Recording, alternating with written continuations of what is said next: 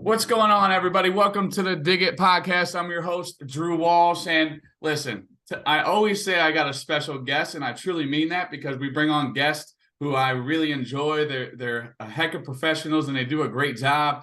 And they're in the trenches, right? Working at a high level. And I'm always excited to bring guests on this show.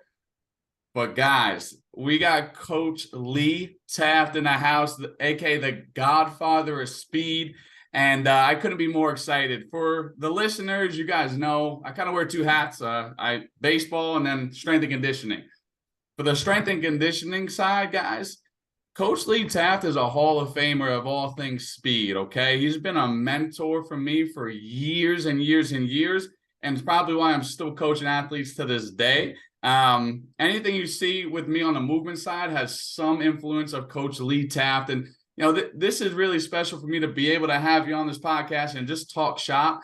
I think the world of you, and I think a lot of the fitness industry, if they don't know who you are, let me know, and I'll just go lift up the rock, and maybe they could come out of it a little bit. But anyhow, Coach, I'm so excited to talk shop with you. If you could just give my listeners just a little insight to your background, and maybe some connection you have with baseball, softball, that'd be awesome. Yeah, absolutely. First of all, thank you, Drew, for the kind introduction, for having me on. I was so excited when you reached out. We've had some awesome conversations over the years and talking shop, which to me is the best when we actually get to do that. And I think that's why I'm so excited about this, this next 45 minutes plus with you being on your show, as I know we're just going to talk shop. And that's when the best information comes out, because you're not held to a script and you only got this much time. We get to talk, we get to dive in. I think that's going to be a lot of fun. So yeah, I've been in sports and sports performance for, most of my adult life. I grew up in a family of six. My dad was in education and coaching and, for 44 years, my brothers, my sisters, and I'm the youngest of all of them. And I've been doing it now for just about 34, 35 years. And, love it. I started out as a phys ed teacher. I remember my first year, phys ed teacher, taught 7 classes a day, and then I coached all 3 seasons right off the bat. And then I eventually got myself into more strength and conditioning and opened up the facilities and did a lot of that and consulting along the way. And I'm back into coaching again down here in Florida, and just yes. love it. So yeah, love it. And the cool thing is I've spent, we're down here in Florida, and I spent a lot of time down here over the years because I've worked with the Phillies a lot. They brought me down. The Braves are not too far from where we live, probably about 20 minutes, where their spring training is. And so I've worked with them. I've worked with many, many college teams and high school teams, and then a lot of individuals as well. And they searched me out because of just becoming a better mover, just speed, acceleration. I've worked hard over the years on technical aspects of how to get into a steal stance, how to get a better jump, things like that. And I love it. I really like that. And then obviously you get the softball influence and the infielders, outfielders, how to get a great jump. That stuff to me is just awesome to be able to evaluate and help an athlete with that. So yeah, so it's been a lot of fun. I love that, Coach. And then you talk to any parents or coach, and like you hear their term "speed kills." What is speed to you? Like for someone who's like just a parent or just even a player, what does speed even mean? Obviously to the eye, but there's science to it. But what does it mean? Yeah, you know what? It's funny because we'll have this discussion a lot of times. You'll hear people say, "Well, who are the best athletes? Which sport are the best athletes?" And you could pick several athletes in each of these major sports that we see here in America and even, abroad. And you could say, well, that guy for sure, and that girl for sure, in their sport, they're as good as any athlete, right?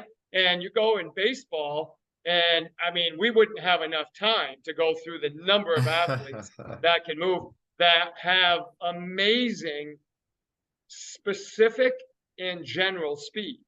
So you got guys and I'm watching the softball World Series like every night. Can't stop watching it. Yeah, matter of fact, tonight, you got Oklahoma, Florida State going at it, game 1. Yeah, and certainly watching all the baseball. And I'll watch the infield. My son will sit with me sometimes. He's going to be a freshman next year, and I'll watch him. I'll say, watch the infield. Watch what they do when a pitch is made. Even if they're not involved in the play, even if it's a ball, but just watch their setup and how they're going to react. It's much like a tennis player getting ready for a serve.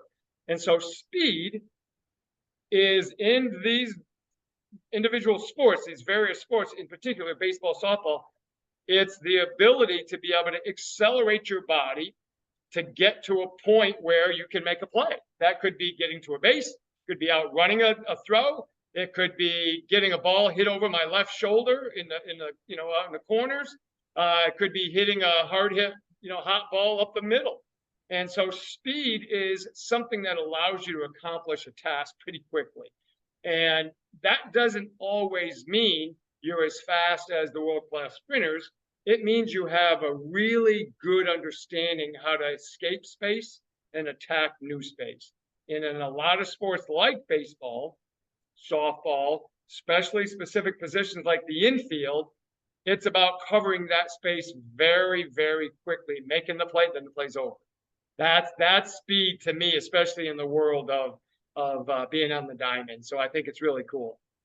Coach, I love that. Let's hit on escaping space, and that's guys. I've engulfed all of Coach Lee Taft's stuff, all his tennis stuff, his basketball stuff. I don't care, because how Coach Lee Taft is able to take things that are incredibly complex and make them really simple. And hey, listen, you're a genius, and you're a genius in my eyes. But back to that point, tell my wife that. I email Mrs. Jen. She helps me out when I don't know how to get into stuff on your website.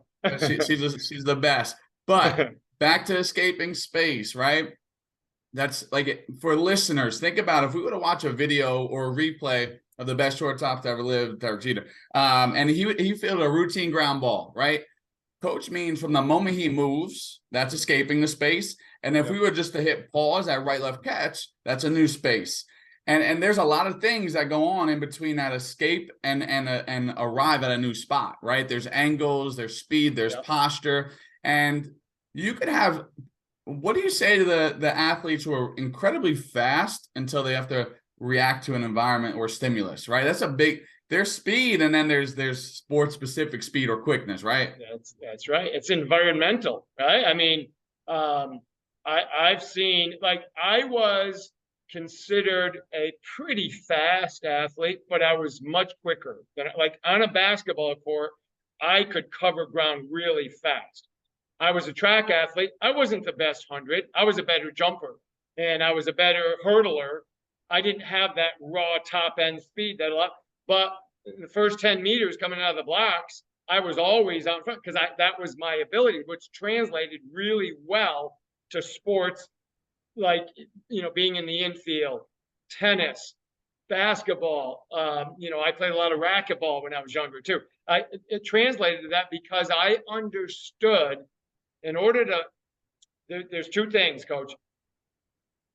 If I do a drill where I say to an athlete, when I say go, get out of your stance, move to your right as fast as you can, and cross this line. Okay, a lot of them can do that, but can they do that and make a play on a low hit ball? Because now I have to move, what I like to say, through a tunnel or staying in a tunnel, because if I elevate too much, maybe I've taken my physical ability to make a play out of it.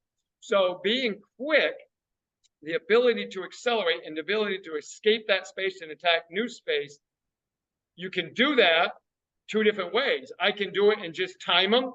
They just run through that space like a finish line, or I can actually have them get there, make a play, maybe field a tennis ball. If it's a different, like I could be working with a soccer player and I'm just trying to get them to stay low, move lateral really quick. Not that they ever have to use their hands, but I could use that as an implement or a constraint. So the ability to escape that space has to do so much with setup, because if I'm standing really tall, like somebody getting ready to run an 800-meter race, get up really tall, feet are staggered, close together, I'm not going to be as quick in those first moments of starting speed as if I'm down in a really good athletic stance, create an angle, push and go. So that's the cool thing with it, is we can be as quick as we want, but position, posture sets up the functioning that we have. I love that. And guys, this could be a book, right? It probably is. Coach has books, but there's so much that goes into this. I really, really, really recommend you go to coaches' pages, engulf his stuff if you want to really dive deep into the nuances of First Step. All right. There's so much that goes into it. And then the other part would just be like, we understand its perception, but then what about the psyche? The psyche of fear of failure, the psyche of attacking the ball, playing offense, the psyche of maybe you have a coach or parent who is just, you could just feel the rays of them just like down, and then the pressure of the game, right? So there's all these things that are going on in between the highway of your ears that also might cloud your perception reaction to escape that space with full intent, right? Like, Yeah. man, there's just so much that unpacks the First Step. And there, in baseball, softball, obviously, escaping space and arriving at a new one is contextual to where that ball is in relation to the field, pace, shape, and where the ball is going next. All right. So there's so many things that go into it, but what coach is saying is just the set, like where you set up dictates where you go. And coach, in my experience, speaking with coaches, like there's all this debate on, do you go right, left, and then go, or left, right, like softball. If you watch the College World Series, not all of them, but the middle will start kind of staggered stance a lot of the times. And you don't want to come off as be the know-it-all, right? Like you don't want to be like, oh, no, that's not right. I'm not saying it's wrong. I just don't know if it's most efficient because what would you say? Like we're pattern oriented, right? Like right, left. That's how we walk. Right, left. If you have a shortstop who's staggered stance at pre-pitch, does it inhibit them? Whatever leg is forward, does it inhibit them going that way?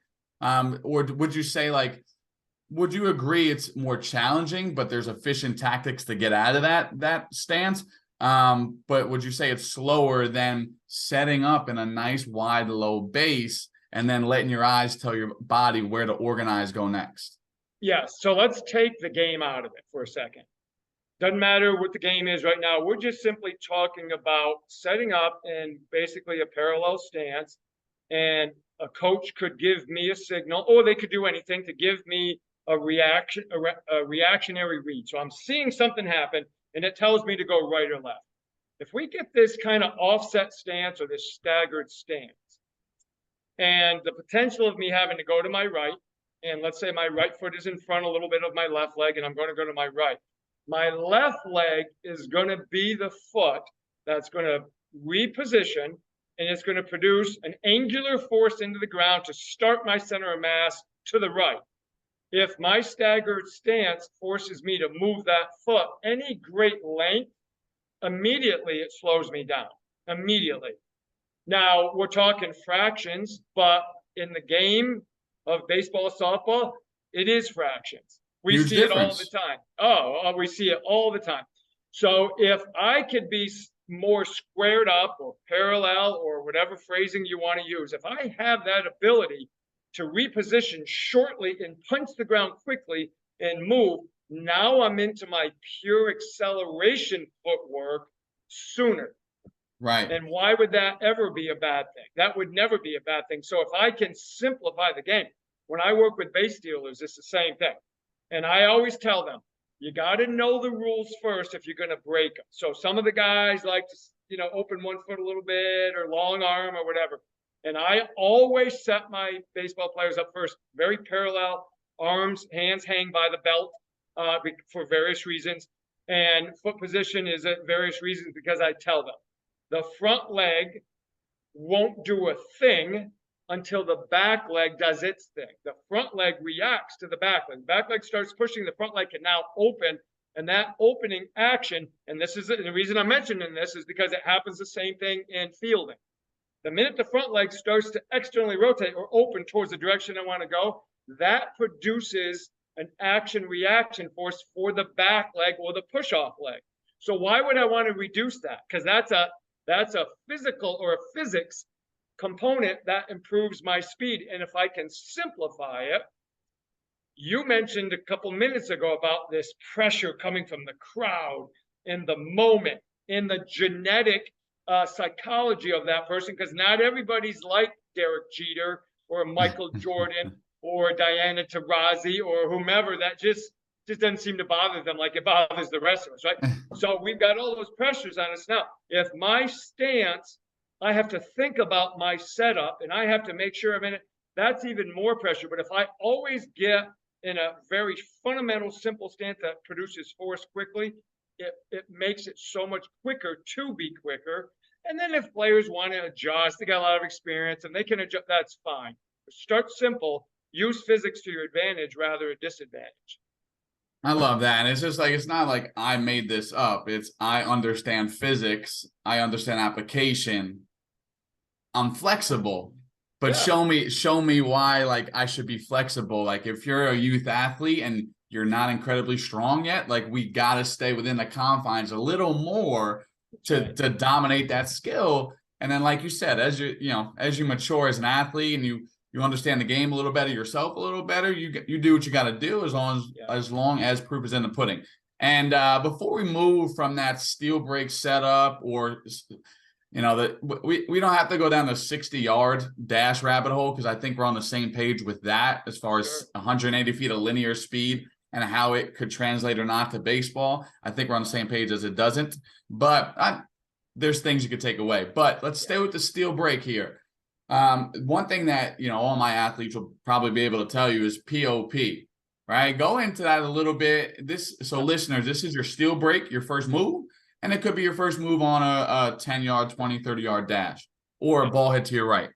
Absolutely. So pop, push, open, push is a mechanical aspect of how we come out of that stance. So anytime, this is one of the arguments I had way back from the 3 decades ago with coaches who used to always encourage, and there's still to this day some that encourage the front leg being the primary pushing or pulling leg initially, and we just naturally let the back leg come across a foot that is perpendicular. And so what I did back in the later 80s is I started to study it, and I said, I've never seen anybody do it like that though. They always push off the bat. Like I was a big Lou Brock fan. I can remember I went to Yankee Stadium in 1975 or something like that. I went to watch the Yankees in Minnesota. Lou Brock was playing. Of course, I loved Mickey Rivers and Willie Randolph and Chris Chambliss, Craig Nettles, all these guys way back then. And I'm sitting there as a young kid and watching them, and my family members who took me down were like, we were watching it, and we were watching them move and how they get in their stance and take off. And this was in 75 or 76, something like that. But that's what got my interest. And I would watch them move, and I'm like, I've never seen them do it how coaches try to teach it now with like the front leg. So the pop, it was a simple way for me to say to athletes, push, open, push. And every time I'd say that to them, even like I coach basketball a lot now, or when I worked with tennis players, I'd say, listen, think pop. And they knew what it meant. Push, open, that's how you're going to gain distance on that first step. So the back leg gets my center of mass, or my belly button, moving to second base. Once it gets going, now my front leg is setting up to be the primary, really big pusher. The back leg, because it's kind of already extended a little bit, it's going to get me started. It's kind of like the key. It gets it going, but until I push the gas, I'm not going anywhere. So it gets me going. I get over that front leg, and now I push down and back. Now I become a sprinter, right? That's when I start becoming a track athlete. Once I've used my arm action, getting out of that stance, I've got my hips turned, my shoulders turned. Now I can beeline it right to second base. But if you don't push first and you try to spin in place, you're fighting friction. You're not taking advantage of changing inertia or getting movement in that direction, which that small amount of acceleration allows my front foot to keep my mass going in that direction. And then also the last part of that push is, well, the open is when the knee opens. But the last part is now I really get to start to drive down, and I begin to become like that sprinter coming out of the blocks. And that's the cool part. It's really simple in theory, but if we understand the human body, there's some complex things going on there, and the positioning has to be right from that back foot, that left foot, and we have to be on the medial part of it. We have to have the great toe touching the ground, because it sets the chain all the way up through the glutes into the front shoulder. Then we're gone. So we can really dive deep into that stuff, and that's why I love talking to guys like you about it. I love that, Coach. And I think if you watch any above average mover, and you were to clap and tell them to get to that target to their right as quick as they could, they would organize that most of the time. What are like maybe one or two things, if you recall, seeing athletes really struggle or show, like what are two of the flaws you see youth athletes when they're going POP to their right or left, push open push? Is it getting too tall? Is it spinning? Is it flying open? Yep. So a couple of things. First of all, in the setup.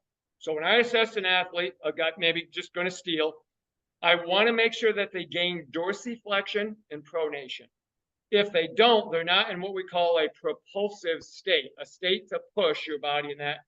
So if we were to look at their knees should be pushed forward over their toes because that dorsiflexion or loads the ankle. And when we load the ankle, we usually flatten the foot a little bit into pronation. And that, again, that's a loading mechanism. So I see a lot of them start, and believe me, Coach, I would see this with the pros. Their shins would be vertical. If my shin is vertical, meaning my knee's over my ankle, I know I'm not in dorsiflexion. So my first move would be to find dorsiflexion anyway. So I just wasted that time. So in the setup, that's the number one mistake that I see a lot besides arm action and foot, positioning.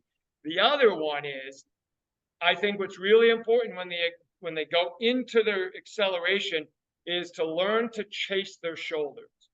If the shoulders rise up, now what I'm doing is I'm pushing through my hips, but my shoulders go up. Well, that's the sail that kind of rights the ship.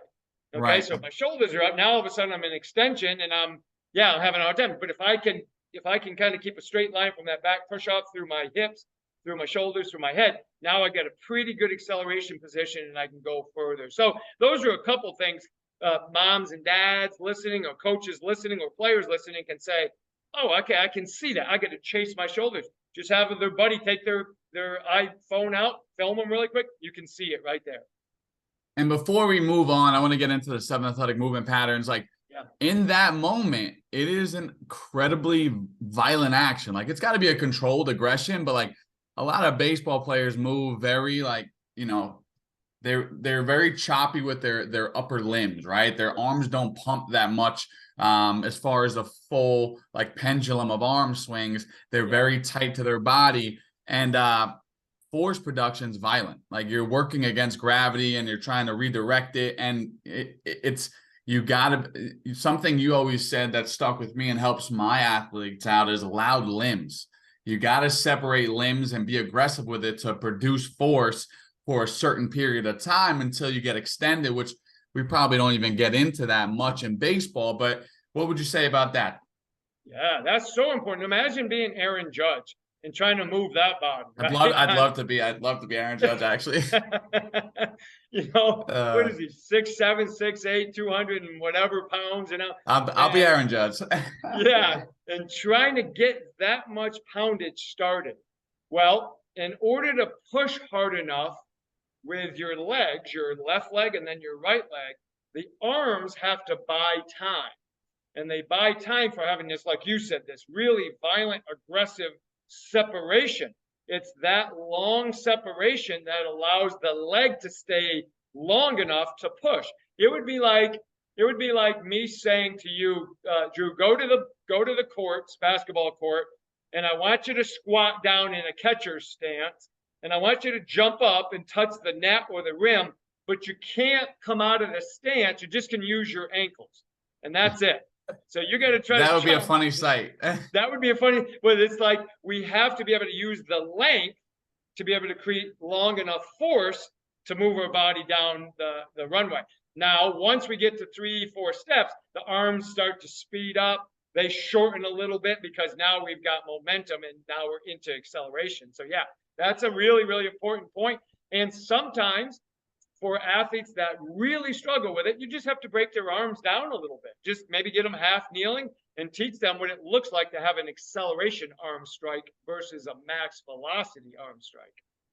100%. Every athlete loves to break down arm path stuff. I'm being incredibly, I'm just kidding. I'm being sarcastic. They hate it, but it's super important. It's just, think about Wait, before I go on a tangent there, the action reaction stuff is just physics, science. It's in every mover's skill set. It's apparent in movement patterns. And to relate to baseball, softball, it was awesome to see the timing of elongation. Like that's throwing, right? Like Yeah. why I'm such a stickler for where the ball arrives in your gloves in relation to your body and where you break your hands is so influential on the ability of you to throw at a high level, not being a good versus like if you can't do that, I would argue you won't be a good thrower, at least at a competitive level. So I just love the action reaction of separating hands. Again, the Yeah. body is amazing, and it could let it be right. That Yeah. Well, you know what's cool? If your parents and your listeners wanted to understand action reaction, a simple way to understand it is try to field a ball going maybe into, a backhand into the hole, and now you got to plant and throw. But imagine you had to plant your foot on ice and you didn't have skates on, you just had flat shoes, and you try to generate force with your upper body, your arms, but the action reaction of the lower body is pretty much gone because you have no friction. You're going to just slip out. Your throw is going to be like, it's probably going to go skyrocketing because you're going to fall back and it'll go up. And I so love that's that. action reaction right there. That's such a great visual for the listeners, and I wish like that's just ground force, action reaction. Like I wish we could. Someone's probably done it already, but if I saw a visual of say Ricky Henderson stealing a base, Yep. say you just saw like almost like a color or a highlight of pressure going in the direction where he pushed, and then where it's reciprocated, like two different colors, one pushing this way and then where it's redirecting. We'll do that eventually, but that's such a great point and visual. Like you got to get into the earth, right? Yep.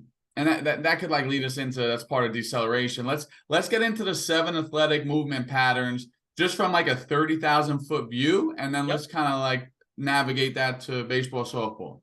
Perfect. Yeah. So mom and dad are looking for their child to be more athletic. Make sure they can do these 7 patterns because that's their general athleticism. And then, like you said, you can add change of direction and all this stuff. So the first 2 are linear based. We can accelerate, so like coming out of the blocks, or we can sprint maximally, top speed. So those are the first 2, and there's variations to those.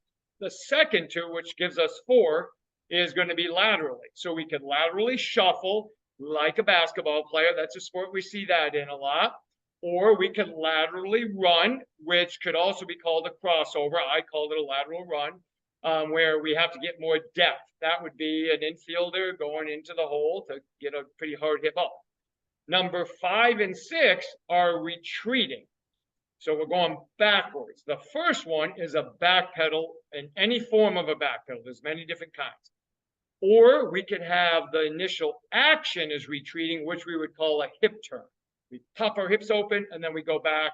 Could be a center fielder going to the warning track. And then the 7th one is jumping. And we got all kinds of jumps, right? We got jumps and hops and leaps and plyometrics and bound. We got everything. So if athletes can master those, now they come to the table of a specific sport with this really nice warehouse. I can pull this tool out and that tool because I have it, because I've polished that tool. And how do we get those in? Because coaches are going to say, well, geez, I don't have time. I do them every day with my athletes during the warm-up. My warm-up. Absolutely. And when I'm talking max velocity speed, that doesn't mean on our warm-up we're sprinting a 60. We could be doing A skips. We could be doing snap skips. We could do short wicket. It's maximal velocity sprinting is vertical striking. Acceleration is more horizontal striking and more of a lean. So we can get those in every single day during the warm-up. Now your athletes get really good at it every day, and it's a volume thing. The more you do, it's just like learning how to hit a low outside pitch. Well, if you did it once every 2 weeks, you're probably not going to be real good at it. But if you get a lot of volume in it, you're going to get better at it. I love that. And that's such a good point, Coach. Like, I think, listen, there's a million different warm-ups. I think you start to narrow down, like that couldn't be a better place to start, right? Especially for the youth, right? They don't need that much flexibility, mobility training. They just need stability, right? Like teach them how to groove hip hinges, level change high to low, and split stance positions. Teach them how to balance on one leg, maybe do some airplanes if you want to get crazy. And then maybe if you wanted them to stabilize their hips while moving limbs on the ground, that'd be fantastic. And then like some pogo hops, right? Like find the sweet spot of your foot, build some elasticity, build some relationship with the earth. And then there's so many drills you could do in infield play that like create that acceleration opportunity for the infielder to work on that and you to coach it. So we talked a lot about force acceleration, right? That's loud limbs, aggressive pushes, right? Longer strides to allow for time to occur, right?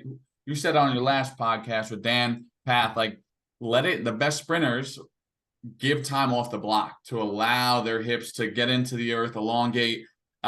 Sprinting, and you say this all the time. The best coaches in the world say it. It's nothing groundbreaking. A parent will ask you, or an athlete will ask you, hey, coach, like, how do I get faster? Run fast, run fast, train fast. We don't mean put 300 pounds on your back, like run. Like that's a lost art. And we won't go down that rabbit hole of the playground. I think we understand that kids need to get out and explore and have no parameters on themselves. But again, as coaches, we learn a lot of new things, right? And we apply things, but sometimes there's things we forget about and we like, oh my God, like I haven't done that in a couple of weeks, a month or two. Like I need to get back to that. Yeah. And that was that for yours and Coach Mike Robertson's podcast is like, let's just sprint. Like I don't need to the demand doesn't have to be high early on in the practice, but we can finish with some competition sprints, whatever it may be. So going a little bit of that, like just run fast. Yeah. Well, so the great thing with sprinting, because I get many coaches will say, well, my sport doesn't demand sprinting. But I say your sport demands the benefits that sprinting gives you, just like, doing a specific type of strength training or medicine ball work or whatever, or plyometrics, because you don't do that stuff during the game either, but it benefits you. So what we do is I have a 6-week sprint program that I give all my athletes. We do it with my basketball. I coach track this year as well. And, any athletes, matter of fact, I just sent it to a coach the other day. It's really simple. 6 weeks. We start at 20 yards or 20 meters. They sprint there up to 5 times. Good rest on the way back. We talk about arm action. Technically we get them there. Right. I don't need them to be perfect because they're not sprinters. They're just using it as a process of playing their sport better. And then we go the next week, and we twice a week we sprint. The next week we go 25 yards, then 30, 35, 40, then we jump to 50.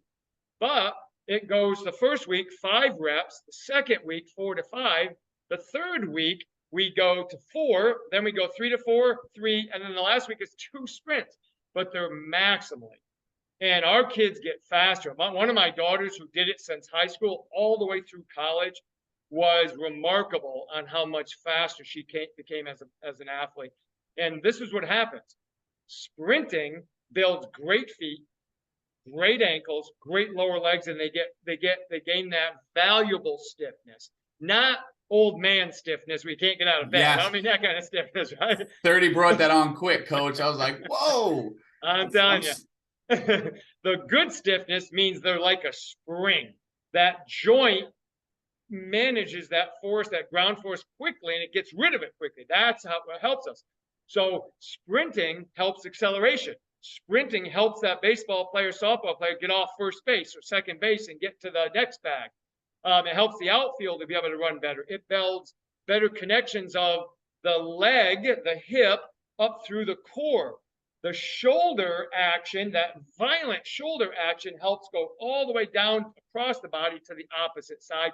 And the same thing on the back sides and even laterally. So sprinting is so valuable. And the thing is, it doesn't have to take long. I mean, we do it. We're in and out of it really, really fast. And our kids just keep getting quicker because what happens is we don't beat their body up. We're just trying to challenge their nervous system to reach new peaks, develop new coordination, and then they move on from there. And then we can go into whatever else we want from that point. So yeah, You can throw it in anytime, and it's just the value of it. It's almost like, gosh, why wouldn't I do it? It's kind of like taking a superfood, it I just gives you so know. much value. Like I mentioned, man, I was like, I get mad at myself sometimes when I get away from it because It's easy to, though. Yeah. I'm human. I'm like, there's so many things I want to accomplish. And then sometimes that goes by the wayside. I'm like, wait. This is way too important. You might not play baseball in 3 years. You still need to sprint. And that goes back to the beginning of the podcast when you're talking about different sports. If you were to take, attributes from 7 different sports and put it in one, and that's why so many coaches are proponents of play multiple sports, like learn how to see the game from a new perspective, new demands, new strategy. You're not good anymore. You need to figure it out. You need to work hard. So that whole like Yep. encapsulates that skill set. But I love that, coach. And I just think the intent, it's not like you said, we're not trying to run them into the ground. Baseball's on both, like they miss far right, far left. Like it's either they run you into the ground because either they don't want to coach, they don't know what to do, they genuinely think that's what you do, or they'll run really slow for a long time. Which, Yep. listen, it has its place. It has its place. Like there's times to use it, maybe on a recovery method, maybe to build the base. But I think if you just watch, like the general statement would be like, you watch the sport, they move in short bursts. Let's Yep. train endurance within an anaerobic skill. That's right. That's right. And let me Um, mention, let me mention something, Coach, if you don't of mind, course. really quick, because I get a lot of coaches will say to me, well, like I want to get sprinting in, but I got to get throwing in, I got to get this in. So this is one of the things that I'll do with my athletes, and what I've recommended for the baseball coaches and softball coaches to do. So let's say we put athletes in threes. Okay, there's 3 of them, you and I and somebody else, and let's say we're going to sprint 20 yards today. So we're 20 yards apart. 2 of us are on one side, you're on the other end waiting. So I'm going first. I'm going to sprint down to you, and then you and I are going to throw 10 balls. We're going to spread out. We're going to throw 10 balls. And then you're going to sprint back and throw 10 balls with the third partner. And then he's going to sprint back up, throw 10 with me, and then I go. So now I'm building the appropriate rest period in. They don't know that's why I'm doing it, but I'm building the rest period. But in between, we're getting warmed up. We're getting some throws in. Maybe we're going from short toss to long toss by the time we're done with it. Maybe we want to do that cycle 5 times. All right, within 7 minutes, we're done. And we got a good warm up in. We got some stuff that could be fielding the ball. We could be, throwing partner ground balls. We could be short toss, medium toss, whatever you want to do. But when you're creative like that, now you can say, all right, I'm really accomplishing 2 or 3 things in this about 5 to 7 period of time, which I have to do anyway. So that's a quick way to get it in there. Love that. I think that's super useful for the coaches who do use that rebuttal or just like need a strategy to get it in. And like you said, that you could get so creative on how you get those 3 to 5 sprints in that will take 3 to 5 minutes tops, right? I think it's important enough to implement that within your practice. All right. So when you think about, we can move into lateral. You got the lateral run, which we don't have to go, like, if you just think about push, open, push translates into and you've said this in the past, like lateral run is great. It has to be a tool or skill for infielders to work at because they have to range right or left while tracking a ball's speed and shape to almost anticipate where they're going to arrive in that new space, which we call the fielding intersection, right? So, and coach, there's side to side and there's angular, right? You got to move off your front right, front left, and then side literally right to left. So, if you could talk a little bit about like the lateral in relation to baseball, softball, because we do have to prepare a change of direction skill, right? Like, even if the ball is hit straight at you, coach, you got to work right to left. And the angles of your hips change. What do you think about that? Just as a discussion, what do you got? Yeah. Well, this is why that one of the 7 foundational patterns is so critical. Because if I'm a pretty good lateral mover as an athlete, before I even came to you, I want to go out for baseball. And you're going to teach me that skill over, we've gone a month now, and now you're going to start to teach me to get some range moving laterally on maybe a mid infielder or something like that. Well, I've already come to you with a pretty good understanding, body awareness, spatial awareness. I'm pretty good. So I'm probably going to be a little easier to work with than somebody who just maybe was a cross-country runner their whole life. They never experienced lateral movement and those pressures and those forces that come with it. So what we want to do is we want to get the basic skill, the fundamental lateral run, maybe the initial push open, push pattern down. And then we start to introduce a stationary object. Maybe you take a ball and you put it on a 6-inch cone and you place me so many feet away and you say, okay, I want you to now go into this lateral run. Focus your eye on that still target. Very easy for me. Get your hand in the glove in the right position. Your footwork, because now you got to decelerate your body to re-accelerate it into the throw. And we can make that very simple because the ball's not moving yet. And then you start moving the ball. Maybe you stand 10 feet from me and you just roll it. Well, what that does starts to build my predictive ability. When I start seeing the shape of the ball, the spin or the curve of the ball, or maybe a bad bounce of the ball, I start to predict what's going to happen. And that becomes a subconscious thing, really. And it moves at milliseconds. It happens so quick. So we can now all of a sudden start to put this athlete into positions where that lateral run, that push, open, push, and then the lateral run means something every single rep. And it could mean something different at the end of the rep than it does at the beginning. And that's what's fun with it. But you only get that way through experience, because experience builds memories. Memories build the pattern that you're going to pull out in that very instant. So hopefully that makes sense. But that's what I love about the stuff you do, is you're putting them in positions progressively to get better at the habits that they have to be really good at instantly. And absolutely, coach. It's like, man, so many coaches in the past have just yelled at infielders to get down. Like they yell at positions to like squat down, to butt down, to like, it's really challenging for the youth infielder to understand there's no context there.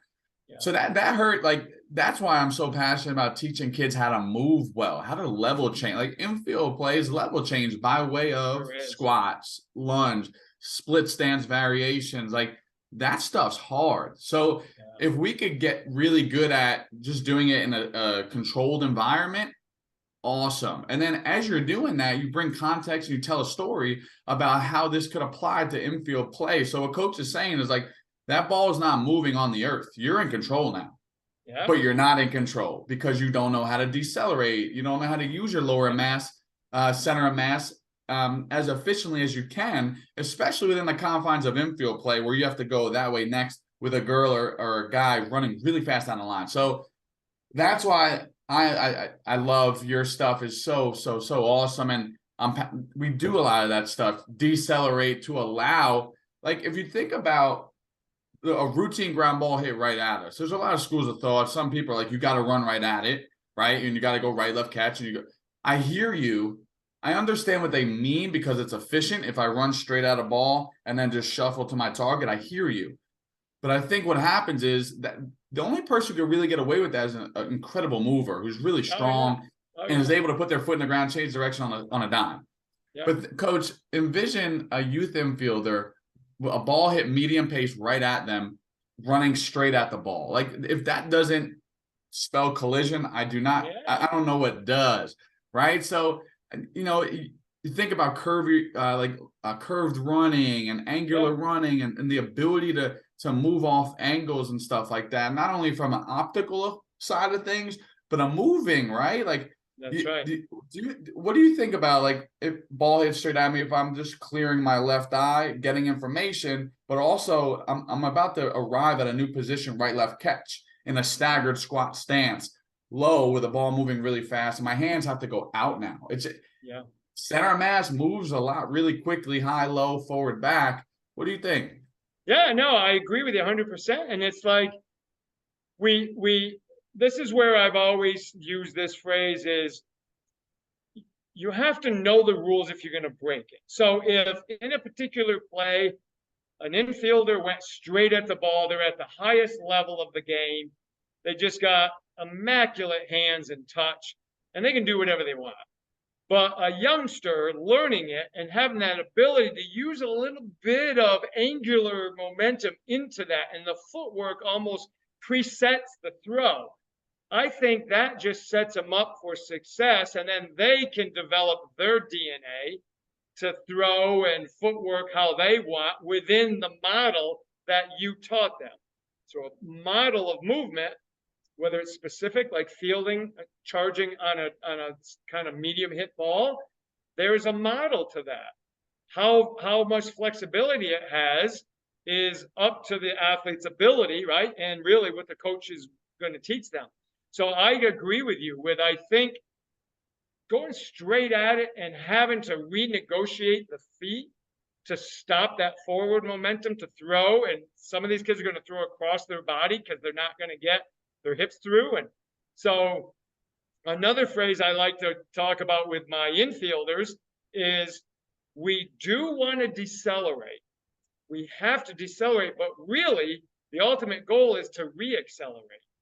So the deceleration is built in, and the sooner I can re-accelerate, the sooner I get into my throw, especially if I'm not I don't have a cannon. So I got to get rid of that glove quick. So if I can re-accelerate my feet, so I angle in, plant that right leg, get the ball out of my glove, into my hand, and bam, I'm going really, really fast. That's all what you're talking about.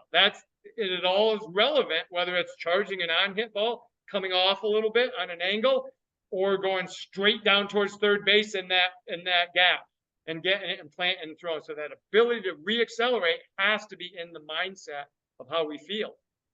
I love that. And then like the debate with a baseball coach is like, it goes against physics. That's why you're not going to convince me otherwise yet, because physics is physics. But that deceleration phase within the same ground ball we're speaking about kind of like reminds me of the immortalization phase, right? Like if you watch a box jump and you see an athlete snap down and go up, to the eye, you might not see it, but like there's a brief moment we call amortization. It's a brief pause to redirect. And it's kind of like that. Like it's an opportunity, chop, chop, chop, right, left catch. It's an opportunity to kind of like you said, reassess, right? Shape, speed, and then enter a new space with intent. You're not slowing down to slow down. If you wait too long, you will. But if you hit your window right and you didn't lose your momentum, it's almost like you're reloaded to alter the steering wheel. So that's kind of how I try and explain it to the kids, but we couldn't be on the same page more on that. Coach, there's a million things that we can go through. And I definitely want to get you back on because I think your message, not only from a movement side, but what's going on in youth sports and development and trying to mentor the parents to be supportive of the kids' journey, right? And understand it's the kids' journey, it's not theirs. But that's going to be a part 2 session. Thank you so much, Coach, for coming on. Viewers, listeners, Coach Lee Taft is, again, you are just the best human. Like, you don't have to answer my text message. You've gotten your point. You've gotten to a point in your career. You don't have to. I wouldn't think anything of it. You don't have to respond to my text. You don't have to come on this podcast, but you do because you care so much about the industry, the community, and you want to pay it forward. And I can't thank you enough for doing that. And anytime I talk about speed, I'm like, you have to go follow Lee Taft. So, Coach, you've been my mentor from afar and now closer for, 10 years now. And I just want to say thank you so much for everything you do. Before you leave, Coach, just let our listeners know where they could, I hope they're going to go get your stuff, all of it. Where could they find you? Well, I appreciate everything you've said, Drew, and I love what you're doing too. I follow your stuff every day that you put stuff out there. So thank you. And I appreciate being able to share this. So if I'm pretty active on social media because I try to talk on topics that matter if I can. So at Lee Taft, or if they go to leetaft.com, that's kind of the main website where they can find any information they want on different products or things that we're doing, or if I'm speaking somewhere, we try to put it out there as well. in their neck of the woods. But yeah, no, I appreciate all you're doing. And, you know, I reach out to you because you're somebody that's making a difference. You're a great human being, you know, regardless of coaching skill. And I think that's important that humans do that with other humans. I really do. And that's why I just enjoy our time together. So thank you. Likewise, Coach. The pleasure is absolutely mine. I'll talk to you soon. All right. All right. Thanks now, Coach. Take care.